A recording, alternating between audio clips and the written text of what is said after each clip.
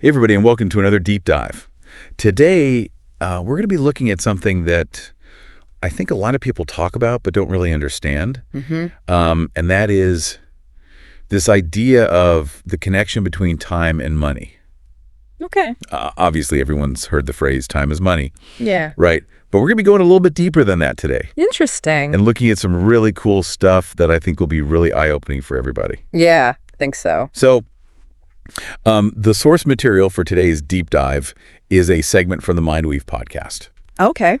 And they were talking about this idea. And I thought it was really, really fascinating. And I wanted to kind of dig in with you and see what your thoughts were on it. Okay, sounds good. So, yeah, I mean, have you ever thought about how, like, time can really amplify your financial decisions? Yeah, it's interesting, because I think a lot of people think about money as just like this tangible thing, but it's really not. Right. It's all about how you use it and how time affects it. Mm-hmm. And how those two things really work together. Exactly. Yeah, for sure. Yeah. So, in this segment from the Mindweave podcast, they had this really interesting example. Okay.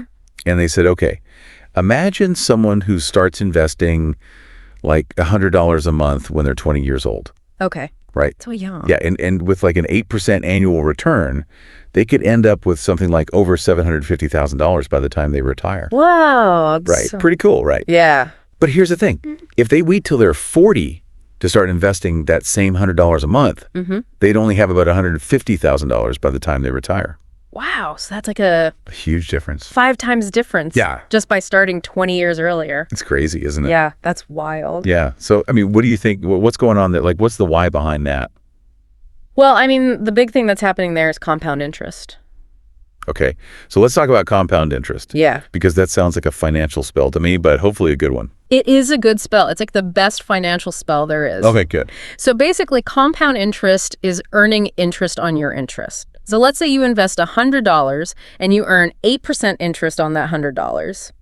So you make $8. Okay.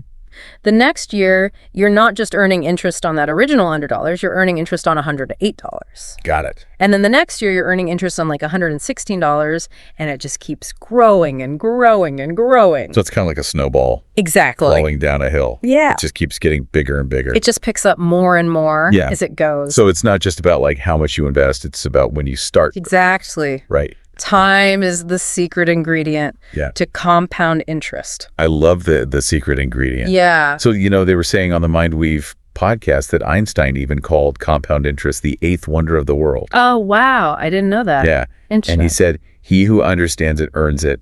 He who doesn't pays it. Huh. That's the good quote. Right.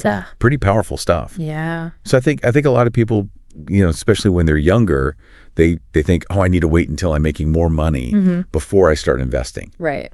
But this is really showing that that's not the case at all. Yeah. Even if you can only invest a little bit starting early, can make a huge difference. Exactly. And that's because of this, compound interest. The longer it has to work its magic, the more powerful it becomes. Exactly. Yeah. So, I think this is really, really interesting because it's showing that time is money. Yeah.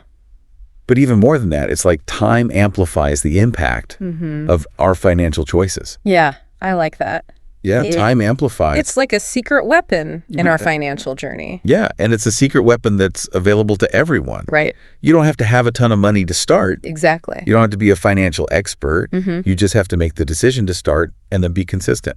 Yeah, and I think that's a really great point because consistency is key. Yeah. Even if it's a small amount, if you're consistent over time, that's when the magic really starts to happen. Exactly. So this has been a really cool deep dive.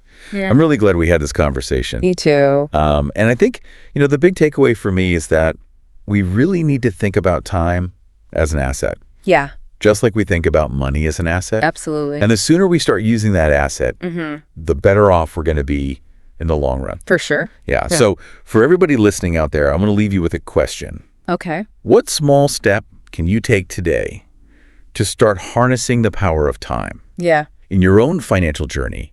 It doesn't have to be a big thing. It could be as simple as setting up a budget. Right. Or opening up a savings account. Yeah. Or even just like reading a book.